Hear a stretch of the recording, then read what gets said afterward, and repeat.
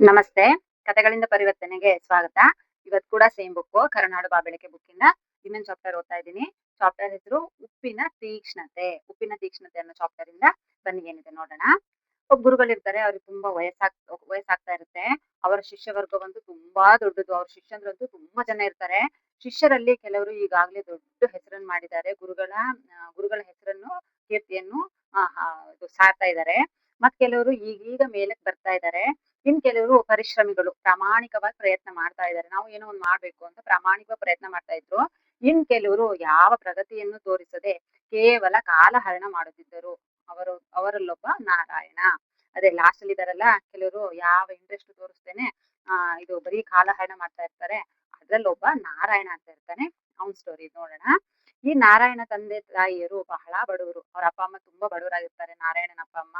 ತಂದೆಗೆ ಆರೋಗ್ಯ ಯಾವಾಗ್ಲೂ ಹುಷಾರಿರಲ್ಲ. ಹಾಗಾಗಿ ಮನೆಯ ಜವಾಬ್ದಾರಿ ಎಲ್ಲ ತಾಯಿಯ ಮೇಲೆ ಇರುತ್ತೆ. ಹಾಗಾಗಿ ಗುರುಗಳು ನಾರಾಯಣನ ಮನೆಯ ಪರಿಸ್ಥಿತಿ ಕಂಡು, ಅಯ್ಯೋ ಇವ್ರು ತುಂಬಾ ಬಡವರಿದ್ದಾರೆ, ಪಾಪ ಇವನು ನಾನಾರು ಕರ್ಕೊಂಡು ಹೋಗಿ ಒಂದ್ ವಿದ್ಯಾಭ್ಯಾಸ ಕೊಟ್ಟು ಒಂದ್ ಒಳ್ಳೆ ವ್ಯಕ್ತಿ ಮಾಡೋಣ ಅಂತ ಹೇಳಿ ಗುರುಗಳು ಅವ್ರ ಮನೆ ಬಡತನ ನೋಡಿ ಕರುಣೆಯಿಂದ ಕರ್ಕೊಂಡು ಹೋಗಿರ್ತಾರೆ. ನಮ್ಮಲ್ಲಿ ಕರ್ಕೊಂಡು ಹೋಗಿರ್ತಾರೆ. ಅವನು ಚೆನ್ನಾಗಿ ಬೆಳೆಯಲೆಂದು ಪ್ರಯತ್ನಿಸುತ್ತಿದ್ದರು. ಆದರೆ ಅದೇನೋ ತೊಂದರೆಯೋ, ನಾರಾಯಣನಿಗೆ ಸದಾ ಗೊಣಗುವ ಚಟ ಬಂದಿತ್ತು. ಅವನಿಗೆ ಪ್ರತಿಯೊಬ್ಬರ ಬಗ್ಗೆ, ಪ್ರತಿ ವಿಷಯದ ಬಗ್ಗೆ ಏನಾದರೂ ತಕರಾರು ಇದ್ದೇ ಇರುತ್ತಿತ್ತು. ಹುಡುಗ ಒಳ್ಳೆನೆ, ಆದ್ರೆ ಪ್ರತಿಯೊಂದರಲ್ಲೂ ತಪ್ಪು ದೋಷವನ್ನು ಕಂಡುಹಿಡಿದು ಸದಾ ಗೊಣಗುತ್ತಿದ್ದ. ಅವನ ಅಭ್ಯಾಸ ಗುರುಗಳು, ಹಿರಿಯ ಶಿಷ್ಯರು ಎಷ್ಟು ಬಾರಿ ಹೇಳಿದ್ರು ಪ್ರಯೋಜನವಾಗ್ಲಿಲ್ಲ. ಅವನಿರ್ತಾನಲ್ಲ ನಾರಾಯಣ, ಅವ್ನು ತುಂಬಾ ಒಳ್ಳೆ ಹುಡುಗನೇ. ಆದ್ರೆ ಅವನಿಗೊಂದು ಕೆಟ್ಟ ಅಭ್ಯಾಸ ಇತ್ತು. ಏನು ಅಂದ್ರೆ ಪ್ರತಿಯೊಬ್ಬರಲ್ಲೂ ಕೆಟ್ಟದನ್ನೇ ಹುಡ್ಕೋದು, ಇನ್ನೊಬ್ರಲ್ಲಿ ದೋಷಗಳನ್ನೇ ಹುಡ್ಕೋದು. ಆಮೇಲೆ ಅದ್ರ ಬಗ್ಗೆ ಗೊಣ ಅಂತ ಯಾವಾಗ್ಲೂ ಬಿಟಿ ಮಾತಾಡ್ತೀವಿ ಅಂತೀವಲ್ಲ, ಆ ತರ ಗೊಣ ಅಂತಾನೆ ಇರ್ತಾನೆ. ಗೊಣ ಅಂತಾನೆ ಇದ್ದ. ಅದನ್ನ ಬಿಡಿಸ್ಬೇಕು ಅಂತ ಗುರುಗಳು ತುಂಬಾ ಪ್ರಯತ್ನ ಪಡ್ತಾರೆ. ಮತ್ತೆ ಅವನ ಜೊತೆ ಇರೋ ದೊಡ್ಡ ಶಿಷ್ಯಂದ್ರು ಎಲ್ಲರೂ ಎಷ್ಟು ಹೇಳ್ತಾರೆ, ಆದ್ರೆ ಅವನಿಗೆ ಅದನ್ನ ಬಿಡಕ್ ಸಾಧ್ಯನೇ ಆಗ್ಲಿಲ್ಲ. ಒಂದು ಸಲ ಅವನು ಹೀಗೆ ಗೊಣಗುತ್ತಿರುವಾಗ ಗುರುಗಳು ಅವನನ್ನು ಕರೆದು, ನಾರಾಯಣ ಇಲ್ಲಿ ಬಾ ಮಗು, ಒಂದು ಮುಷ್ಟಿ ಉಪ್ಪನ್ನು ತೆಗೆದುಕೊಂಡು ಬಾ ಅಂತ ಹೇಳ್ತಾರೆ. ನಾರಾಯಣನ್ ಕರೆದು ಗುರುಗಳು, ಇವ್ನ್ ಯಾಕೋ ಇದನ್ನ ಬಿಡಂಗ್ ಕಾಣಲ್ಲ ಅಂತ ಹೇಳಿ ಏನೋ ಒಂದ್ ಮಾಡ್ಬೇಕು, ಬಿಡಿಸ್ಬೇಕು ಅನ್ನೋ ಕಾರಣಕ್ಕೆ ನಾರಾಯಣನ್ ಹತ್ರ ಕರೆದು, ಬಾಯಿಲಿ ಒಂದ್ ಹಿಡಿ ಉಪ್ಪನ್ನು ತಗೊಂಡ್ ಬಾ ಅಂತ ಕಳಿಸ್ತಾರೆ. ಆಗ ಅವನು ಒಂದ್ ಹಿಡಿಯನ್ನ ತೆಗೆದುಕೊಂಡು ಬರ್ತಾನೆ. ಹಾಗೆ ಒಂದ್ ಲೋಟದಲ್ಲಿ ನೀರ್ ತಗೊಂಡ್ ಬಾ ಅಂತ ಹೇಳ್ತಾರೆ. ಆಗ ನಾರಾಯಣ ಒಂದ್ ಹಿಡಿ ಉಪ್ಪು ಮತ್ತೆ ಒಂದ್ ಲೋಟ ನೀರನ್ನು ತಗೊಂಡ್ ಬರ್ತಾನೆ. ಈಗ ಅವ್ರೇನ್ ಹೇಳ್ತಾರೆ ಗುರುಗಳು, ನಿನ್ ಕೈಯಲ್ಲಿ ಒಂದ್ ಹಿಡಿ ಉಪ್ಪಿದೆಯಲ್ಲ, ಆ ಉಪ್ಪನ್ನ ಆ ಗ್ಲಾಸಿಗೆ ಹಾಕು ಅಂತ ಹೇಳ್ತಾರೆ. ಅವನು ಆಜ್ಞೆಯನ್ನು ಪಾಲಿಸ್ತಾನೆ. ಆ ನೀರನ್ನು ಸ್ವಲ್ಪ ಕುಡಿದ್ ನೋಡು ಅಂತ ಹೇಳ್ತಾರೆ ಗುರುಗಳು. ಉಪ್ಪು ಹಾಕ್ತಾರಲ್ಲ, ಹಾಕಕ್ ಹೇಳ್ತಾರೆ. ಆ ಉಪ್ಪು ಹಾಕದ್ಮೇಲೆ ಆ ನೀರನ್ನು ಮಿಕ್ಸ್ ಮಾಡಿ ನೀರನ್ನು ಕುಡಿದ್ ನೋಡು ಅಂತ ಹೇಳ್ತಾರೆ. ಅವನು ಗುರುಗಳು ಹೇಳ್ದಂಗೆ ಉಪ್ಪು ನೀರನ್ನು ಕುಡಿತಾನೆ. ಕುಡಿದ ತಕ್ಷಣ ಗುರುಗಳೇ, ತುಂಬಾ ಉಪ್ಪಾಗಿದೆ, ಕುಡಿಯಲು ಸಾಧ್ಯವೇ ಇಲ್ಲದಷ್ಟು ಉಪ್ಪು ಎಂದ ನಾರಾಯಣ. ಮತ್ತೆ ಒಂದ್ ಲೋಟ ನೀರಿಗೆ ಒಂದ್ ಹಿಡಿ ಉಪ್ಪು ಹಾಕಿದ್ರೆ ಎಷ್ಟು ಕಟವಿರುತ್ತಲ್ವಾ. ಹಾಗಾಗಿ ಅವ್ನು ಕುಡಿದ ತಕ್ಷಣ ತುಂಬಾ ಉಪ್ಪು ಸ್ಟ್ರಾಂಗ್ ಇರೋದ್ರಿಂದ ಕುಡಿಯೋಕೆ ಆಗ್ತಾ ಇಲ್ಲ ಗುರುಗಳೇ ನೀರನ್ನ ಅಂತ ಹೇಳ್ತಾನೆ. ಹಾಗೆಯೇ ಇನ್ನೊಂದ್ ಹಿಡಿ ಉಪ್ಪನ್ನು ತಗೊಂಡ್ ಬಾ ಅಂತ ಹೇಳ್ತಾರೆ ಗುರುಗಳು. ಅವನು ಹಾಗೆ ಮತ್ತೆ ಹೋಗಿ ಇನ್ನೊಂದ್ ಹಿಡಿ ಉಪ್ಪನ್ನು ತಗೊಂಡ್ ಬರ್ತಾನೆ. ಸ್ವಲ್ಪ ದೂರ ಹೋದ ಮೇಲೆ ಅಲ್ಲೊಂದು ವಿಶಾಲವಾದ ಕೆರೆ ಇರುತ್ತೆ. ದೊಡ್ಡ ಕೆರೆ ಇರುತ್ತೆ. ನೀರು ತುಂಬಾ ತಿಳಿಯಾಗಿತ್ತು. ಗುರುಗಳು ನಾರಾಯಣನಿಗೆ ಹೇಳಿದ್ರು, ನಿನ್ ಕೈಯಲ್ಲಿ ಆ ಹಿಡಿ ಉಪ್ಪಿದೆಯಲ್ಲ, ಆ ಉಪ್ಪನ್ನ ಆ ಕೆರೆ ಒಳಗ್ ಹಾಕು ಅಂತ ಹೇಳ್ತಾರೆ. ಹಾಗೆ ಅವನು ಹಾಗೆ ಹಾಕ್ತಾನೆ. ನಾರಾಯಣ ಈಗ ಒಂದು ಬೊಗಸೆ ನೀರನ್ನು ತೆಗೆದು ಕುಡಿ ಅಂತ ಹೇಳ್ತಾರೆ ಗುರುಗಳು. ಈಗ ಆ ಹಿಡಿ ಉಪ್ಪನ್ನ ಹಾಕಾಯ್ತಲ್ಲ ಕೆರೆಗೆ, ಈಗ ಒಂದ್ ಬೊಗಸೆ ನೀರನ್ನು ಕುಡಿ ಅಂತ ಹೇಳ್ತಾರೆ. ಆಗ ನಾರಾಯಣ ಕುಡಿತಾನೆ. ಕುಡಿದ್ಮೇಲೆ ನೀರ್ ಹೇಗಿದೆ ಅಂತ ಕೇಳ್ತಾರೆ ಗುರುಗಳು. ನೀರು ಸಿಹಿ ಆಗಿದೆ ಗುರುಗಳೇ ಅಂತಾನ ಅವನು. ಅಲ್ಲಪ್ಪ, ನೀನು ಒಂದ್ ಹಿಡಿ ಉಪ್ಪು ಹಾಕಿದೆ ಎಲ್ಲವೇ, ಅದು ಉಪ್ಪಿರ್ಬೇಕಿತ್ತಲ್ಲ ಅಂತ ಹೇಳಿ ಗುರುಗಳು ಕೇಳ್ತಾರೆ. ಹೌದು ಗುರುಗಳೇ, ಆದರೆ ನೀರು ಉಪ್ಪಾಗಿಲ್ಲ, ಸಿಹಿಯಾಗೇ ಇದೆ ಅಂತ ಹೇಳ್ತಾನೆ ನಾರಾಯಣ. ಅವಾಗ ಹೇಳ್ತಾರೆ ಗುರುಗಳು, ಯಾಕೆ ಗೊತ್ತೇ ನಾರಾಯಣ, ಇಲ್ಲಿ ಬಾ ತಿಳಿಸುತ್ತೇನೆ ಎಂದು ಅವನನ್ನು ಹತ್ತಿರ ಕರೆದು ಕುರಿಸಿಕೊಂಡು ಗುರುಗಳು ತಿಳಿ ಹೇಳಿದರು.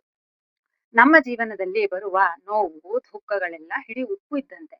ಎಲ್ಲರ ಜೀವನದಲ್ಲೂ ಬರುವಂತದ್ದೇ ಅದು, ಯಾರನ್ನೂ ಬಿಡೋದಿಲ್ಲ. ಎಲ್ಲರ ಜೀವನದಲ್ಲೂ ಕಷ್ಟ, ದುಃಖ, ಸಮಸ್ಯೆಗಳು ಬಂದೇ ಬರ್ತವೆ. ಆದರೆ ಅದರ ತೀಕ್ಷ್ಣತೆ ತಟ್ಟುವುದು ಅದು ಯಾವ ಗಾತ್ರದ ಪಾತ್ರೆಯಲ್ಲಿದೆ ಎನ್ನುವುದರ ಮೇಲೆ. ಪಾತ್ರೆ ಸಣ್ಣದಾದಷ್ಟು ಉಪ್ಪಿನ ತೀಕ್ಷ್ಣತೆ ಹೆಚ್ಚು. ಪಾತ್ರೆ ದೊಡ್ಡದಾದಂತೆ ಉಪ್ಪಿನ ತೀವ್ರತೆ ಕಡಿಮೆಯಾಗುತ್ತದೆ. ಉಪ್ಪಿನ ಪ್ರಮಾಣ ಮಾತ್ರ ಅಷ್ಟೇ ಅದನ್ನು ಕಡಿಮೆ ಮಾಡಲು ಆಗುವುದಿಲ್ಲ. ನೀನು ಈಗ ಕಂಡೆಯಲ್ಲ, ಅದೇ ಹಿಡಿ ಉಪ್ಪು ಲೋಟ ನೀರಿಗೆ ಹಾಕಿದಾಗ ಬಾಯಿಗೆ ನೀರು ಹಾಕದಷ್ಟು ಉಪ್ಪಾಗಿತ್ತು. ಆದರೆ ಅದೇ ಒಂದು ಹಿಡಿ ಉಪ್ಪನ್ನು ಕೆರೆಗೆ ಹಾಕಿದಾಗ ಉಪ್ಪಿನ ಲಕ್ಷಣವೇ ಉಳಿಯಲಿಲ್ಲ. ಆದ್ದರಿಂದ ನಿನ್ನ ಜೀವನದಲ್ಲಿ ಬರುವ ನೋವು ದುಃಖಗಳನ್ನು ಕಡಿಮೆ ಮಾಡಿಕೊಳ್ಳಬೇಕಾದರೆ ನೀನು ಚಿಕ್ಕ ಲೋಟವಾಗಬಾರದು, ವಿಶಾಲವಾದ ಕೆರೆಯಾಗಬೇಕು. ಕೇವಲ ನಾನು, ನನ್ನ ಮನೆ, ನನ್ನ ಪರಿವಾರವೆಂದು ಸ್ವಾರ್ಥಿಯಾಗಿ ಬದುಕಿದರೆ ನಿನ್ನ ಬದುಕು ಬದುಕಿನ ಪಾತ್ರ ಕೇವಲ ಪುಟ್ಟ ಲೋಟದಂತಾಗುತ್ತದೆ. ನೋವು ದುಃಖಗಳೆಂಬ ಉಪ್ಪಿನ ತೀವ್ರತೆ ಹೆಚ್ಚಾಗುತ್ತದೆ. ಅದೇ ನೀನು ವಿಶಾಲವಾಗುತ್ತಾ ಪ್ರಪಂಚವನ್ನೇ ಅಪ್ಪಿ ನಡೆದರೆ ನಿನ್ನ ವೈಯಕ್ತಿಕ ನೋವುಗಳೆಲ್ಲ ಈ ಜಗತ್ತೆಂಬ ಕೆರೆಯಲ್ಲಿ ಕರಗಿ ಉಪ್ಪಿನ ತೀವ್ರತೆಯ ಅರಿವೇ ಆಗುವುದಿಲ್ಲ. ಇನ್ನು ಮೇಲೆ ತೊಂದರೆಯಾಯಿತೆಂದು ಎಂದೂ ಗೊಣಗಬೇಡ. ನಿನಗೆ ಯಾವಾಗಲಾದರೂ ತೊಂದರೆಯಾಯಿತೆಂದು ಅನಿಸಿದರೆ ನೀನು ಕೆರೆಯಾಗದೆ ಇನ್ನು ಲೋಟವಾಗಿದೆಯಾ ಅಂತ ಅರ್ಥ. ನಿನ್ನನ್ನು ಬೃಹತ್ ಸಮಾಜದಲ್ಲಿ ಸೇರಿಸಿಕೊಂಡು ಬಿಡು. ಆಗ ಪ್ರಪಂಚದ ಸುಖಕ್ಕೆ ಭಾಗಿಯಾಗುವುದಲ್ಲದೆ ನಿನ್ನ ದುಃಖವನ್ನು ಹಂಚಿಕೊಳ್ಳಲು ಸಾಧ್ಯವಾಗುತ್ತದೆ. ನಾರಾಯಣನ ಮನಸ್ಸು ಕೊಳದಂತೆ ತಿಳಿಯಾಯಿತು. ಹೀಗೆ ಅಲ್ವಾ? ನೋಡಿ ಎಷ್ಟು ಚೆನ್ನಾಗಿ ಹೇಳಿದ್ರು ಗುರುಗಳು ನನಗೆ. ನಾವು ಬರೀ ನಮ್ಮ ಮನೆ, ನಮ್ಮ ಹೆಂಡತಿ, ನಮ್ಮ ಮಕ್ಳು, ನಮ್ಮ ಸಂಸಾರ ಅಂತೇಳಿ ನಾವು ಬರೀ ಇಷ್ಟು ಮಾತ್ರ ನಾವು ಯೋಚನೆ ಮಾಡ್ತಾ ಇದ್ರೆ ಒಂದು ಲೋಟದೊಳಗೆ ಒಂದ್ ಹಿಡಿ ಉಪ್ಪು ನೀರ್ ಹಾಕಿದಂಗೆ.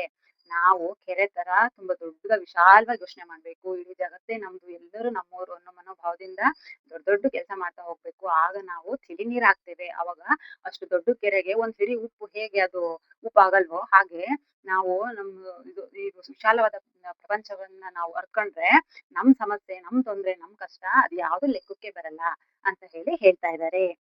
ನಮ್ಮ ವೈಯಕ್ತಿಕ ಜೀವನದಲ್ಲಿ ಬರುವ ನೋವು ದುಃಖಗಳು ಕಡಿಮೆಯಾಗಬೇಕಾದರೆ ಸ್ವಾರ್ಥ ಕಡಿಮೆಯಾಗದೆ ಬೇರೆ ಗತಿ ಇಲ್ಲ.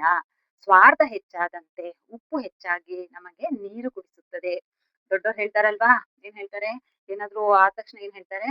ತಿಂದಿ ಅಲ್ವಾ, ನೀರ್ ಕುಡಿ ಅಂತ. ಅಂದ್ರೆ ನೀನ್ ತಪ್ಪು ಮಾಡಿ ಅಲ್ವಾ, ನೀನ್ ಅದನ್ನ ಅನ್ಭವ್ಸು ಅಂತ ಹೇಳ್ತಾರಲ್ವಾ. ಆ ತರ ಉಪ್ಪಿನ ತೀಕ್ಷ್ಣತೆ ಅನ್ನೋ ಚಾಪ್ಟರ್ ಇಂದ ಈ ರೀತಿ ಇತ್ತು.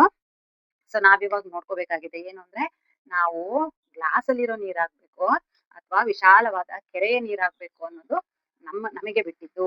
ಓಕೆನಾ? ಈ ಚಾಪ್ಟರ್ ನಿಮ್ಗೆ ಇಷ್ಟ ಆಯ್ತು ಅಂತ ಅನ್ಕೊಂತೀನಿ. ದಯವಿಟ್ಟು ಹೊಸಬ್ರೆಲ್ಲ ಯಾರೆಲ್ಲ ನೋಡ್ಕೊತಾ ಇದ್ದೀರಾ ಸಬ್ಸ್ಕ್ರೈಬ್ ಮಾಡ್ಕೊಂಡು ಸಪೋರ್ಟ್ ಮಾಡಿ. Thank you.